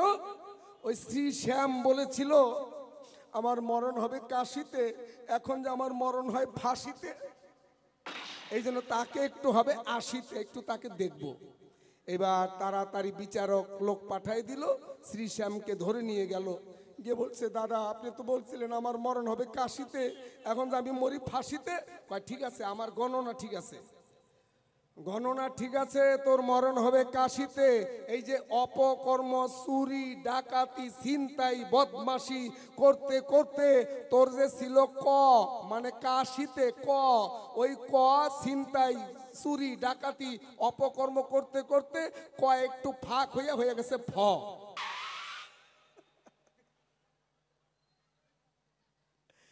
এই অপকর্ম করতে করতে ক ফাঁক হয়ে ওটা হয়ে গেছে ফ, তাই মরণ এখন ফাঁসিতে। এরকম যদি কেউ ইচ্ছা করে পাপ করে, যে পাপ করব আর গঙ্গায় গিয়ে ডুব দিব মুক্তি পাবো, কোনোদিন মুক্তি পাবে না।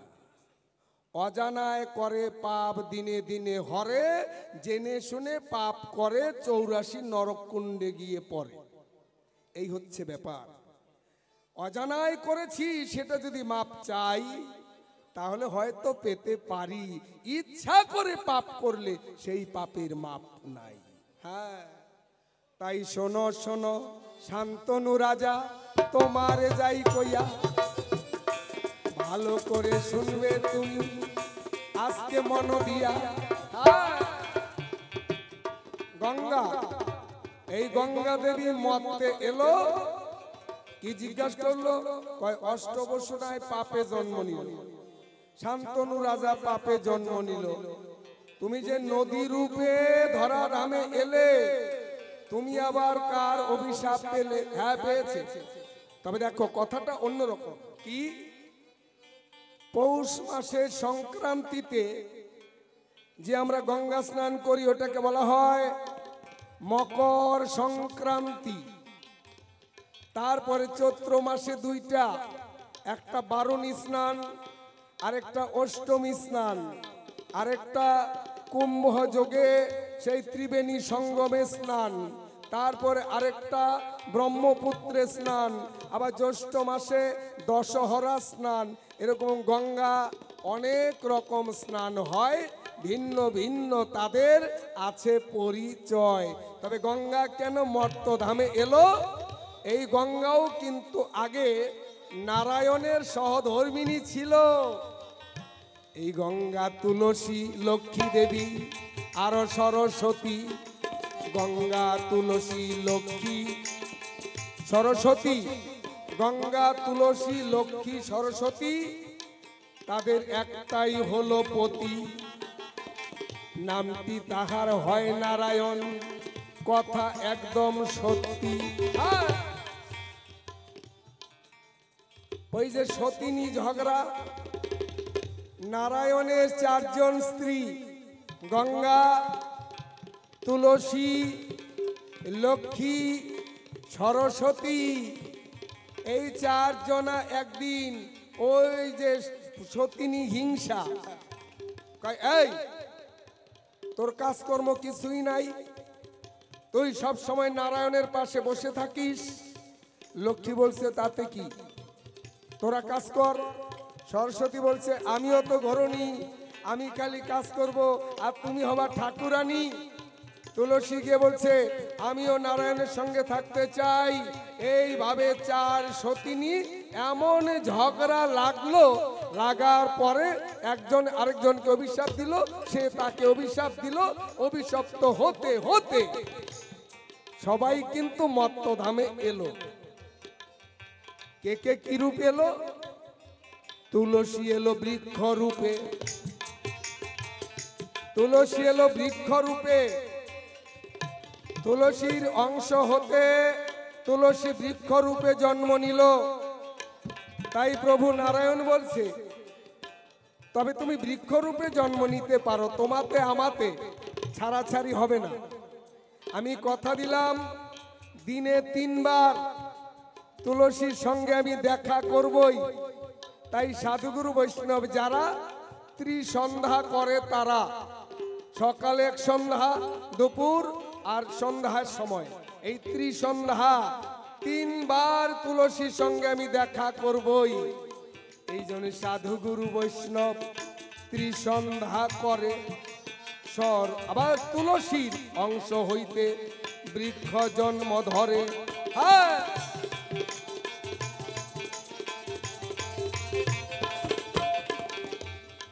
সরস্বতী নামে একটা নদী আছে। সরস্বতীও নদী অংশরূপে নদী রূপে জন্ম নিল। আর গঙ্গা তো পবিত্র নদী হলো। আর লক্ষ্মীও একটা নদী হলো।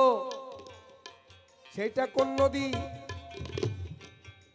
সেই নদীর নাম পদ্মা। লক্ষ্মীর এক নাম পদ্মা। পদ্মা নদী নিরবধি লক্ষ্মী অংশে রয়। সরস্বতী গঙ্গা 3 জন মিলে ত্রিবেণী হয়। গঙ্গা, যমুনা, সরস্বতী এই 3 নদী মিলনে মোহনাকে বলে ত্রিবেণী। তাই যমুনা সে সূর্যের কন্যা, সেও সুনাম ধন্যা। সে আগে বিরজা ছিল, সে এসে যমুনা রূপে জন্ম নিল। আর পদ্মা রূপে এলো স্বয়ং লক্ষ্মী মাই। আর ভাগীরথী গঙ্গা রূপে সেই ব্রহ্মার মানস কন্যা গঙ্গাকে পাই। হ্যাঁ, এই তো তোমার ছিল জিজ্ঞাস, রাখি নাই গোপন। মকর সংক্রান্তি কেমন করে আমি করব বিশ্লেষণ। বাবা,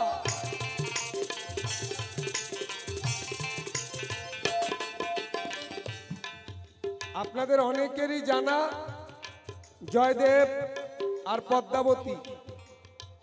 জয়দেব পদ্মাবতীর ঘটনা। জয়দেব প্রতি ভোরবেলায় কৃষ্ণ নাম গায়, গঙ্গায় স্নান করিতে যায়। 6 ক্রোশ রাস্তা, কেন্দুবিল্ল গ্রাম থেকে ভাগীরথী গঙ্গা 6 ক্রোশ রাস্তা। এই 6 ক্রোশ রাস্তা হেঁটে হেঁটে যায়, আবার স্নান করে ফিরে আসে পুনরায়। একদিন গঙ্গা ভাবলো, তাই আমি শুনেছি এই গঙ্গা একদিন গোবিন্দকে বলেছিল, হে গোবিন্দ, পৃথিবীর যত পাপী তাপীগণ সবাই আমার জলে করে অবগাহন। সকলের পাপ আমি ধরি, বলো আমি মুক্তি পাবো কেমন করে? ওগো দয়াল হরি। গোবিন্দ বলেছিল, গঙ্গা মাই তুমিও মুক্তি পাবে, অসুবিধা নাই। সাধুগুরু বৈষ্ণব যখন তোমার জলে চরণ ধৌত করিবে, সাধু গুরু বৈষ্ণবে চরণ ধুলি গঙ্গাতে পড়িবে, সঙ্গে সঙ্গে গঙ্গা দেবী যাবে পবিত্র হইয়া। গঙ্গা বলছে বৈষ্ণবদেরকে দিও গঙ্গাতে পাঠাইয়া। বৈষ্ণবের কিন্তু গঙ্গা স্নান করা কোনো দরকার নাই, কিন্তু গঙ্গার প্রার্থনায় বৈষ্ণবরা গোবিন্দের ইচ্ছায় গঙ্গা স্নান করতে যায়। তাই জয়দেব পণ্ডিত পরম বৈষ্ণব প্রতিদিন যায় গঙ্গায়। গঙ্গা মা একদিন দুঃখ পেল নিজের অন্তরায়। জয়দেব এত কষ্ট করে প্রতিদিন আসে, না না, তাকে আর আমি কষ্ট দেব না। তাই গঙ্গা উজাতে উজাতে ওই কেন্দুবিল্ল গ্রাম অজয় নদে এলো। অজয় নদে এসে গঙ্গা মিলিত হইল। সেটা কোন দিন এলো? পৌষ সংক্রান্তি। মকর সংক্রান্তি কেন কয়? গঙ্গার বাহন হচ্ছে মকর। মকর বাহিনী গঙ্গা অজয় নদে এলো। সকালবেলা স্নান করিতে জয়দেব গঙ্গাতে চলিল। গঙ্গা বলছে, জয়দেব যেতে হবে না, আমি এসেছি। তুমি প্রতিদিন গঙ্গা স্নান করতে এত দূরে যাও, আর তোমাকে যেতে হবে না, আমি নিজে এসেছি। এই অজয় নদের জলে, অজয় নদে ডুব দিলেই গঙ্গা স্নানের ফল মিলে। আমরা মনের আনন্দে গঙ্গা স্নান করতে পারি। এই মকর সংক্রান্তিতে যদি গঙ্গা সেদিন কথা দিয়েছিল তাই হবে। ত্রিবেণী সঙ্গমে ব্রহ্মপুত্র মহানদে এবং সেই বারণী অষ্টমী সকল যোগে স্নান করলে যেই ফল হয়, আর মকর সংক্রান্তিতে অজয় নদে কেল্লুবিন্দ গ্রামে সেই জয়দেবের ধামে সেই অজয় নদে স্নান করলে পরে জন্ম জন্মান্তরের পাপ তাপ তার হরে। জয় জয় মকর বাহিনী গঙ্গা প্রেমানন্দে হরিবল। জয় মা, জয় মা।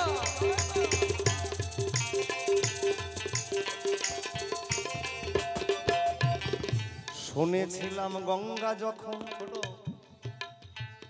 এই মর্ত ধামে এলো, সেখান থেকে নাকি গঙ্গা 3টি ভাগ হয়েছিল। হ্যাঁ, 3টা ভাগ হয়েছে।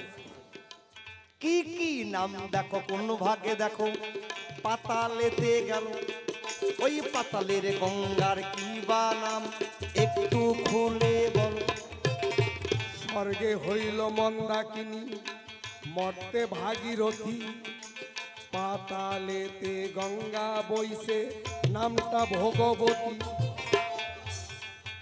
স্বর্গে মন্দাকিনী, মর্তে ভাগীরথী, আর পাতালে বইছে ভগবতী। 3 রূপে 3 জায়গাতে বইছে বিদ্যমান।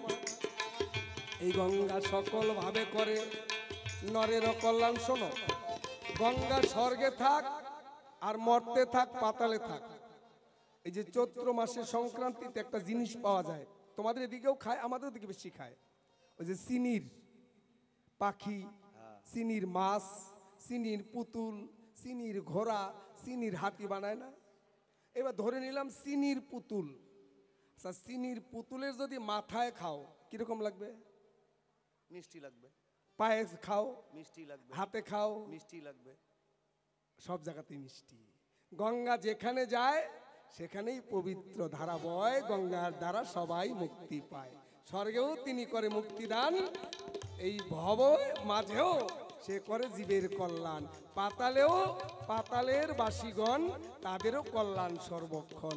তাই গঙ্গা যেমন সব সময় পবিত্র, তেমন এই গঙ্গার জলে বা এমন তুমি দাবি কথা বললে যে ফারাক্কা থেকে গঙ্গার জল এনে মুখে দিলেই একবার মুক্তি মুখ্য মিলে না।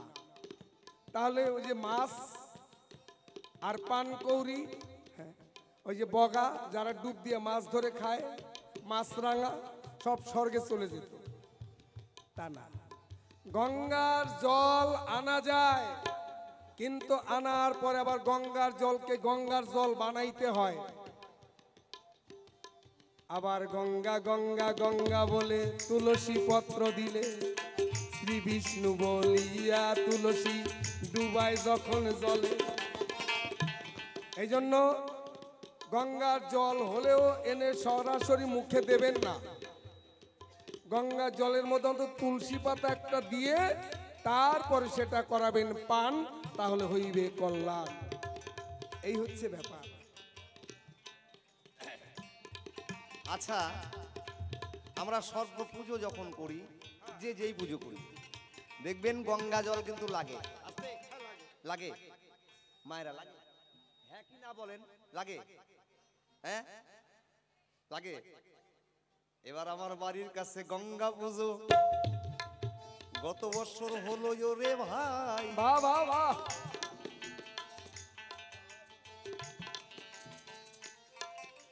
পুরোহিত দেখো পূজা করবে এলো সেই জায়গায়।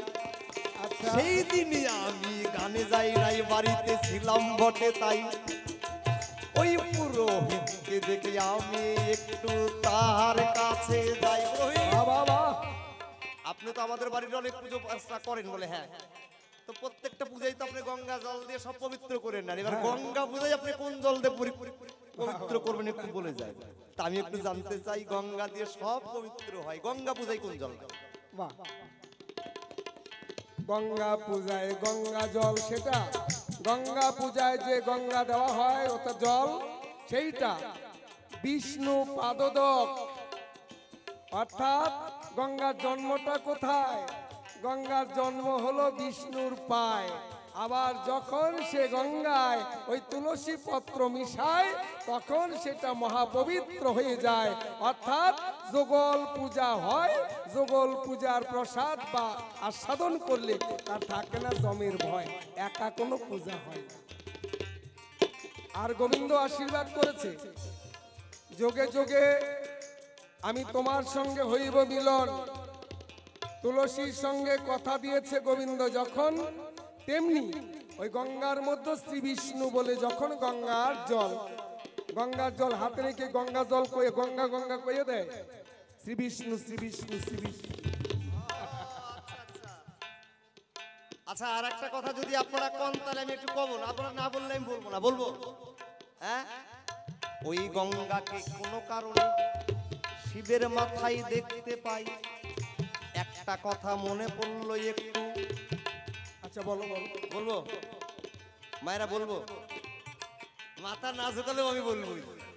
আমি যখন কওয়া শুরু করছি বন্ধ করার মধ্যে নাই। তা গঙ্গার কাছে আমার একটা জিজ্ঞাসা। শিব হচ্ছে পরম বৈষ্ণব, পরম সাধু, পরম সাধক, যার উপর আর কেউ নাই। তারই জটায় গঙ্গা থাকে। বাহ বাহ বাহ, খুব ভালো। কিন্তু এইখানে একটা জিজ্ঞাসা, বলবো? বল। গঙ্গা ঋতুবতী কালীনে কোথায় থাকে? অপবিত্র হয় শিবের জটাই সেই মুহূর্তে কেমনে ন্যায় গো আশ্রয়? হরিবল হরিবল হরিবল হরিবল, বাহ বাহ বাহ, বুদ্ধি ভালো। গঙ্গার মাথায় মানে শিবের মাথায় যে জটা, জটার মধ্যে গঙ্গার ছিল আশ্রয়, এটা ঠিক। হ্যাঁ, তোমরা চা খেয়ে নাও, অসুবিধা নেই।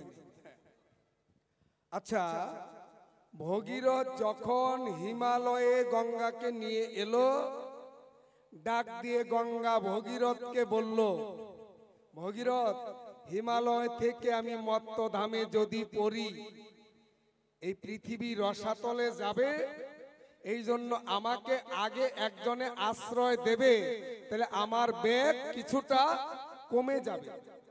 তখন মহাদেবকে ডাক দিয়ে আনা হলো। মহাদেব জটার মধ্যে গঙ্গাকে আশ্রয় দিল, তাই গঙ্গার বেগ একটু কমেছিল। সেই গঙ্গা দেবী মহাদেবের জটার মধ্যে রয়, এটা শাস্ত্র পুরাণে কয়। এখানে জিজ্ঞাসা করলো যে পবিত্র মহাদেব, তিনি ব্রহ্মচারী, তিনি বৈষ্ণব, তার মাথায় যে গঙ্গা দেবী রয়, গঙ্গা যখন মাসে মাসে অপবিত্র হয়, কতদিন? গঙ্গা দেবী মহাদেবের জটায় ছিল 12 বছর। তাহলে গঙ্গা যদি মহাদেবের জটায় বা মহাদেবের মাথায় 12 বছর রয়, তাহলে গঙ্গা দেবী যখন ঋতুবতী হয়, তাহলে তার ব্রহ্মচর্য মহাদেব বৈষ্ণব পবিত্র থাকে কি করে? এরকম একটা দামি প্রশ্ন করেছে শেষ বাজারে। বাহ বাহ বাহ, বলিহারি যাই বাহ। কিন্তু তলে হাত দেও নাই। ওই যে বুড়ি বলছিল না, কয় আমাদের বাড়ি একটা এত বড় মুরগি আছে, কয় এত বড় মুরগি হয় নাকি? কয় তলে হাত দেই নাই। প্রশ্ন করেছে, তলে হাত দেয় নাই। ব্যাপারটা হচ্ছে এই, গঙ্গা শিবের মাথায় ছিল কোন যুগে? এটা কলিতে নয়, দাপরে নয়, ত্রেতায় নয়, সত্য যুগে। তাহলে সত্য যুগে শিবের জটায় গঙ্গা 12 বছর ছিল। গঙ্গার বয়স কত? 1 বছর ব্রহ্মলোকে ছিল, শিবের মাথায় ছিল 12 বছর, তখন গঙ্গার বয়স 13 বছর। এবার একটু হিসাবটা ভালো করে শোনো। আমার মা এই কলির কালে, আমার মা, আমার মেয়ে, আমার বোন, আমার ভাস্তি, আমার ভাগ্নি, আমার স্ত্রী, যারা এই যে মায়ের জাত, এরা 12 বছর বয়সে ঋতুবতী হয়। এটা কলির কালে। দাপর যুগের মায়েরা 24 বছর বয়সে ঋতুবতী হতো। কলিযুগের আয়ু কাল 120 বছর। দাপরের মানুষের আয়ু ছিল 500 বছর, ত্রেতা যুগের আয়ু ছিল 10,000 বছর, আর সত্য যুগের মানুষের আয়ু ছিল 1,00,000 বছর। এটাকে হিসাব করতে হবে। তাহলে সত্য যুগের মায়েরা ঋতুবতী হতো 48 বছর বয়সে, বেঁচে থাকতো 1,00,000 বছর। ত্রেতা যুগের মায়েরা ঋতুবতী হতো 36 বছর বয়সে, দাপরের মায়েরা ঋতুবতী হতো 24 বছর বয়সে, আর কলির যুগে ঋতুবতী হয় 12 বছর বয়সে। তাহলে গঙ্গা দেবী যখন শিবের মাথায় ছিল, গঙ্গার বয়স ছিল তখন 13 বছর। 48 বছর হইতে আরো কত বাকি তোমার কাছেই জিজ্ঞাসা করি, গঙ্গা ঋতুবতী হয়েছিল নাকি? 12 বছর যখন শিবের মাথায় ছিল, তখন গঙ্গার বয়স মাত্র 13 বছর। তাহলে 48 বছর বয়সে ঋতুবতী হবে, তখন গঙ্গা ঋতুবতী হয় নাই, কুমারী অবস্থায় শিবের মাথায় ছিল। তোমার প্রশ্নের জবাব গেল।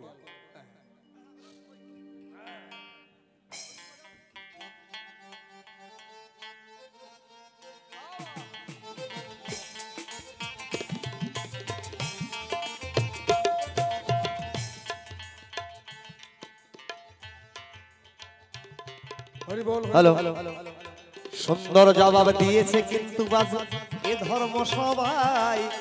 সত্যি আমি খুব প্রফুল্লিত জবাব শুনে ভাই, কিন্তু আর এক কথা বলতে হবে এই আসরের মাঝারে। মন দিয়ে শুনবেন যারা আছেন গো আসরে, দুইজনার আসর আস্তে আস্তে টাইম শেষ হইয়া যায়। পরবর্তী শিল্পীর নামগুলো একটু আমি যে শোনাই আসতে।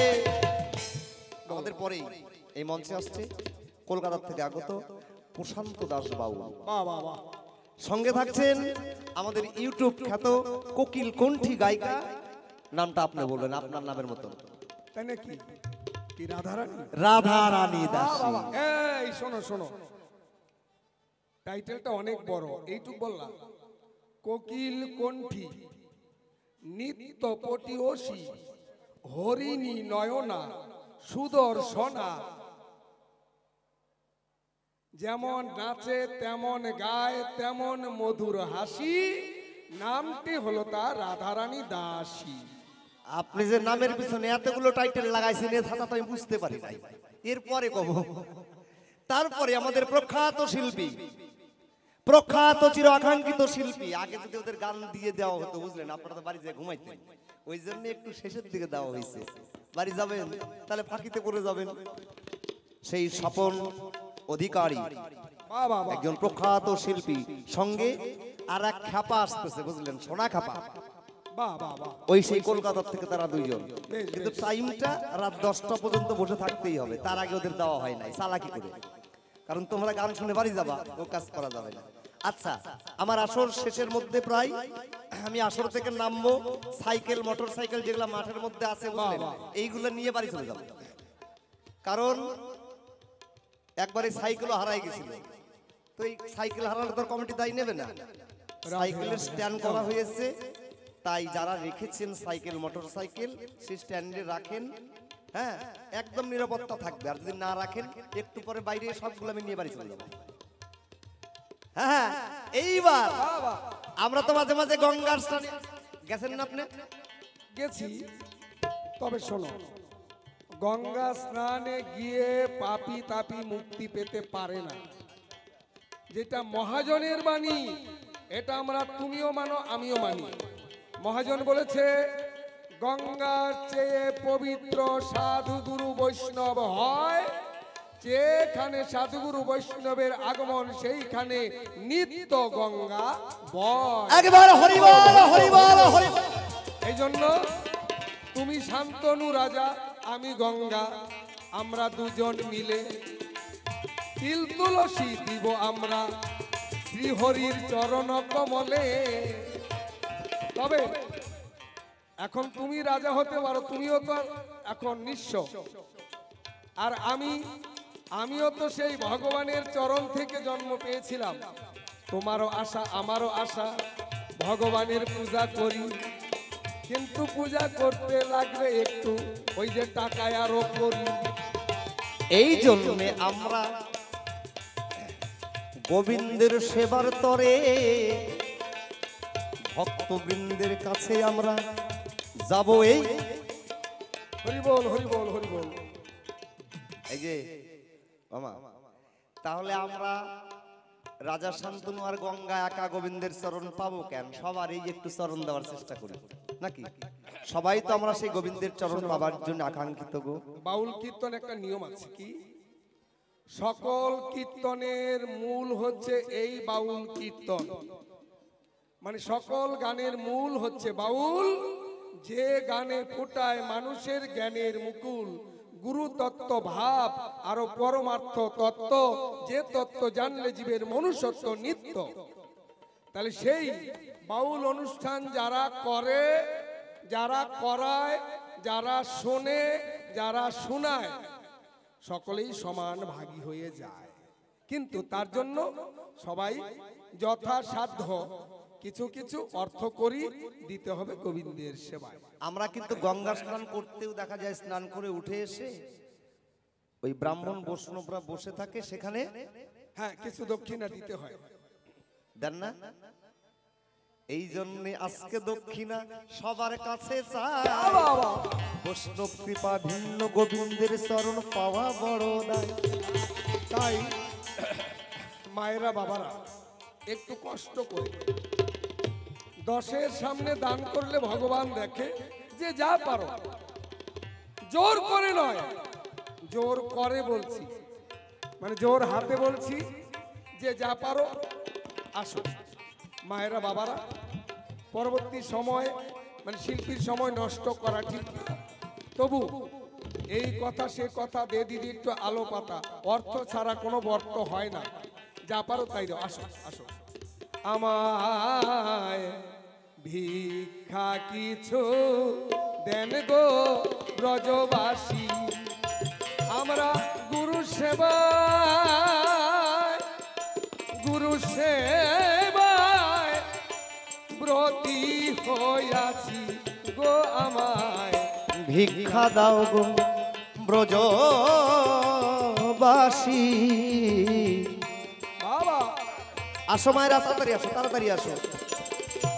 যে করে দান সেই পুণ্যবান, শাস্ত্রে কয় প্রকাশী গো, রাধা রানী কেটে দিবে আসো আসো। সবের মায়ার ফাঁসি গো, আমায় ভিক্ষা কিছু দেন গো নগরবাসী। আমায় ভিক্ষা কিছু দেন গো নগরবাসী। তুমি যখন ভবে এলে আহা! কিছুই আনো নাই, আবার যাবার সময় খালি হাতে দিবে কার দোহাই।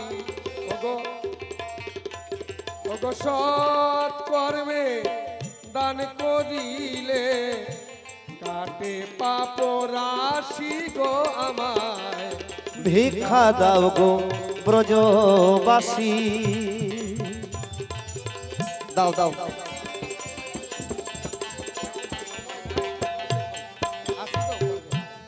জয় নিতাই। চেষ্টা করবো পরে। হরি বল, হরি বল। খালি ছোট পয়সাগুলো দাও, কা বড়গুলা কি বাড়িতে নিয়ে যাবা? আসো মা, বাবা। হরি বল, হরি বল, হরি বল। যা দিবা গোবিন্দের চরণে নিবেদিত হচ্ছে। তোমাদের এই দান বিফলে যাবে